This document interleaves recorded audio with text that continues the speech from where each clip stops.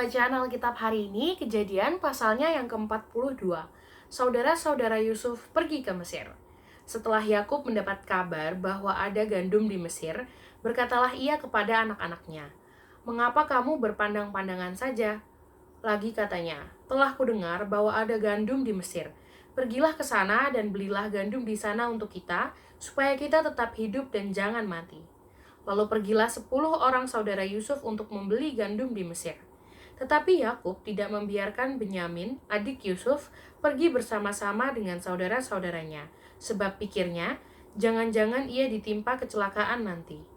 Jadi di antara orang yang datang membeli gandum, terdapatlah juga anak-anak Israel, sebab ada kelaparan di tanah Kanaan. Sementara itu, Yusuf telah menjadi mangku bumi di negeri itu. Dialah yang menjual gandum kepada seluruh rakyat negeri itu. Jadi ketika saudara-saudara Yusuf datang, kepadanya lah mereka menghadap dan sujud dengan mukanya sampai ke tanah. Ketika Yusuf melihat saudara-saudaranya, segeralah mereka dikenalnya. Tetapi ia berlaku seolah-olah ia seorang asing kepada mereka. Ia menegur mereka dengan membentak katanya, "Dari mana kamu?" Jawab mereka, "Dari tanah Kanaan untuk membeli bahan makanan." Memang Yusuf mengenal saudara-saudaranya itu, tetapi dia tidak dikenal mereka. Lalu teringatlah Yusuf akan mimpi-mimpinya tentang mereka. Berkatalah ia kepada mereka, "Kamu ini pengintai. Kamu datang untuk melihat-lihat di mana negeri ini tidak dijaga." Tetapi jawab mereka, "Tidak, tuanku, hanyalah untuk membeli bahan makanan hamba-hambamu ini datang. Kami ini sekalian anak dari satu ayah. Kami ini orang jujur. Hamba-hambamu ini bukanlah pengintai." Tetapi ia berkata kepada mereka, "Tidak, kamu datang untuk melihat-lihat di mana negeri ini tidak dijaga." Lalu jawab mereka, "Hamba-hambamu ini 12 orang, kami bersaudara, anak dari satu ayah di tanah Kanaan.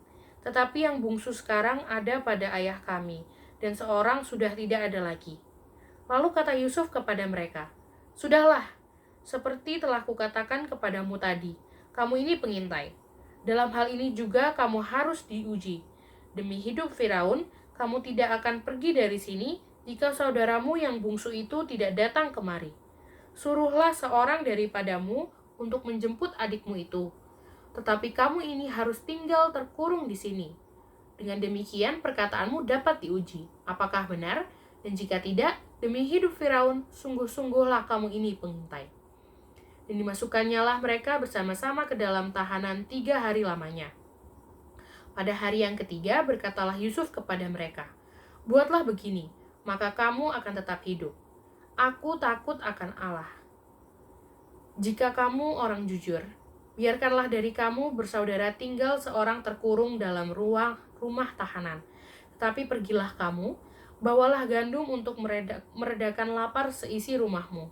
Tetapi saudaramu yang bungsu itu haruslah kamu bawa kepadaku, supaya perkataanmu itu ternyata benar, dan kamu jangan mati." Demikianlah diperbuat mereka.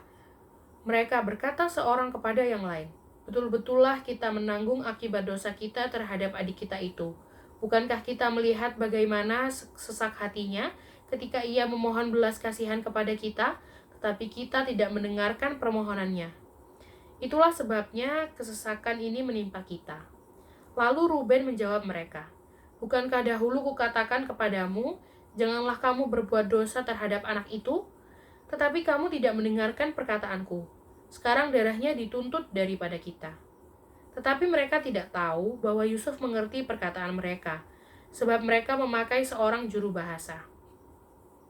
Maka Yusuf mengundurkan diri dari mereka, lalu menangis. Kemudian ia kembali kepada mereka dan berkata-kata dengan mereka. Ia mengambil Simeon dari antara mereka, lalu disuruh belenggu di depan mata mereka. Sesudah itu Yusuf memerintahkan bahwa tempat gandum mereka akan diisi dengan gandum dan bahwa uang mereka masing-masing akan dikembalikan ke dalam karungnya, serta bekal mereka di jalan akan diberikan kepada mereka. Demikianlah dilakukan orang kepada mereka itu. Sesudah itu mereka pun memuat gandum itu ke atas keledai mereka, lalu berangkat dari situ. Ketika seorang membuka karungnya untuk memberi makan keledainya di tempat bermalam, dilihatnyalah uangnya ada di dalam mulut karungnya.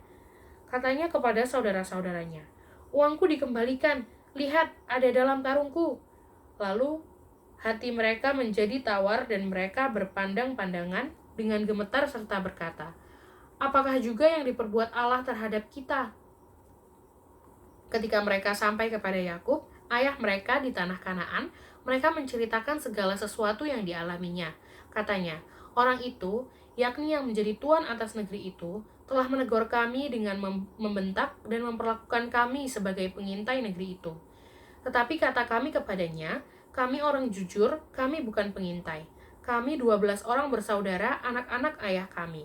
Seorang sudah tidak ada lagi, dan yang bungsu ada sekarang pada ayah kami di tanah Kanaan.' Lalu kata orang itu, yakni yang menjadi tuan atas negeri itu, kepada kami, 'Dari hal ini aku akan tahu apakah kamu orang jujur. Dari kamu bersaudara haruslah kamu tinggalkan seorang padaku. Kemudian bawalah gandum untuk meredakan lapar seisi rumahmu dan pergilah. Lalu bawalah kepadaku saudaramu yang bungsu itu, maka aku akan tahu bahwa kamu bukan pengintai, tetapi orang jujur. Dan aku akan mengembalikan saudaramu itu kepadamu, dan bolehlah kamu menjalani negeri ini dengan bebas.' Ketika mereka mengosongkan karungnya, tampaklah ada pundi-pundi uang masing-masing dalam karungnya.